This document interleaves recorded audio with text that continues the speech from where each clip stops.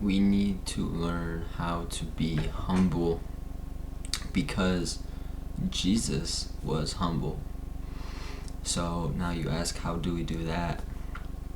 Well, we need to look in the Bible and see how he was humble.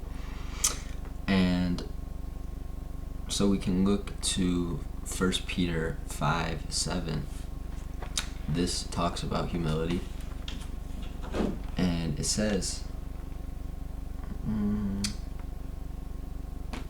"Therefore humble yourselves under the mighty hand of God, that he may exalt you in due time, casting all your care upon him, for he cares for you." That's 1 Peter 5:6-7. Now, God does not ask us to humble ourselves before him because we're nobody.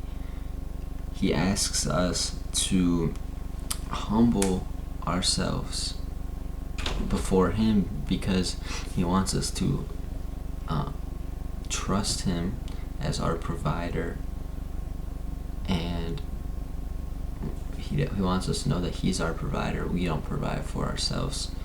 So he just wants us to basically surrender our lives to him, our situations to him, and trust in him, and trust that he is our provider and he provides for us. And so some examples of Jesus' humility was him allowing himself to be hung on the cross. That's him showing how much he cares for us. He was willing to give his life so that we may have life. And we really should look to Philippians chapter 2, verses 8 through 11, where it tells us,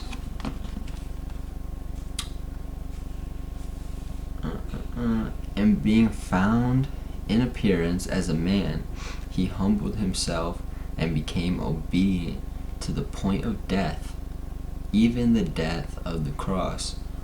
Therefore God also has highly exalted him and given him the name which is above every name, that at the name of Jesus every knee should bow, of those in heaven and of those on earth and of those under the earth, and that every tongue should confess that Jesus Christ is Lord, to the glory of God the Father."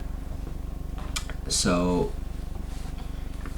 that takes us back to 1 Peter chapter 5 verse 6 and 7, where it tells us that if we humble ourselves, that God, before him, God will exalt us.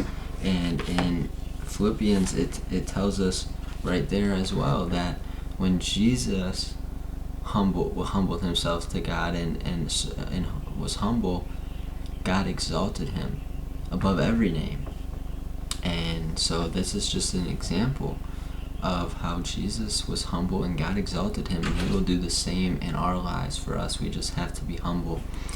And so if Jesus practiced humility, we should also.